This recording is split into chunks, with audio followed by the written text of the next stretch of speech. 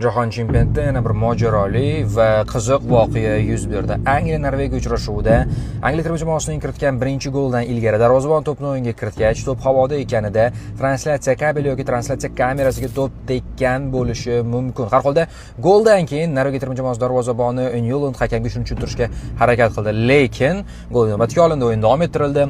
Uchrashuv davomida hattoki FIFA munosabat bildirib, to'p ichidagi chip, o'sha connected ball tizimi kontakt bo'lmaganini ko'rsatayotganini ta'kidladi. Ya'ni, mana darvozabon to'pni o'yinga kiritayotganda bor kontakt shkali qimirlagan, yuqorida esa bir tekis havodan pastga tushganini ko'rishimiz mumkin. Mana shu tizim yodingizda bo'lsa, Portugaliya Xorvatiya uchrashuvida hal qiluvchi rolni o'ynagan va Xorvatiya terma jamoasining golini inobatga olmagan edi.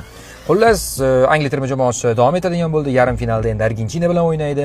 Chempionatda esa mana shunaqa kichik hodisalar bo'lyapti. Aslida to'g'ri, hakamlik borasida ham, video assistent referi tizimi borasida ham bir o'ta katta qoida buzilishlar, faqat o'sha Balagun epizodini hisobga olmasak balki kuzatilmayotgan bo'lishi mumkin, lekin muhit shunaqa bo'lib qoldiki, har qanday shubhali voqea va qaror katta